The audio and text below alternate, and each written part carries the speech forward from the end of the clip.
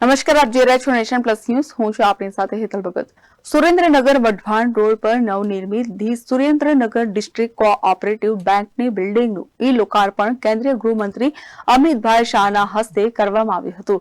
આ તકે રાજ્યના સહકારી મંત્રી સહિતના હોદ્દેદારો અને ખેડૂતો મોટી સંખ્યામાં ઉપસ્થિત રહ્યા હતા.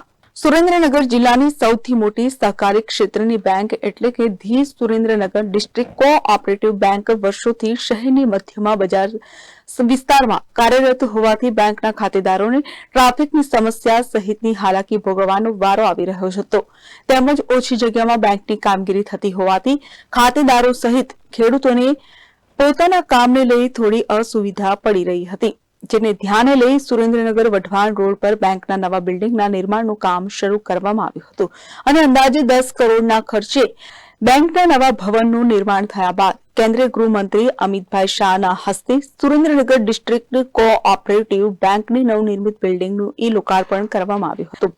આ નવનિર્મિત બિલ્ડિંગમાં ખાતેદારો માટે tractor loan, drip irrigation loan, godown loan સહિત 24 કલાક લોકર અને ફ્રેન્કિંગ સહિતની સુવિધાઓ ઉપલબ્ધ કરવામાં આવી હતી.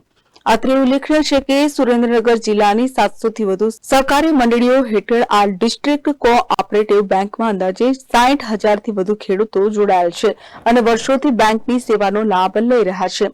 જ્યારે હાલ ડિસ્ટ્રિક્ટ કોઓપરેટિવ બેંકનો વાર્ષિક નફો અંદાજે 7 કરોડ કરતા પણ વધુ છે. આ ઈ લોકાર્પણ કાર્યક્રમમાં રાજ્યના સહકારી મંત્રી જગદીશભાઈ વિશ્વકર્મા, પૂર્વ કેબિનેટ મંત્રી I.K. જાડેજા સહિત બેંકના ચેરમેન હરદેવસિંહ પરમાર તેમજ જિલ્લાના ધારાસભ્યો, આગેવાનો, સહકારી મંડળીઓ અને ખેડૂતો મોટી સંખ્યામાં ઉપસ્થિત રહ્યા હતા. આ તકે ક્ષત્રિય સમાજ દ્વારા ₹1.48 કરોડ જેટલી માતબર રકમ બેંકમાં જમા કરાવી હતી.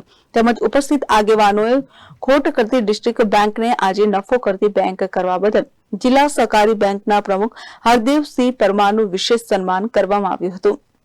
Rajesh બહુરાશી, nation plus news, Surendranagar.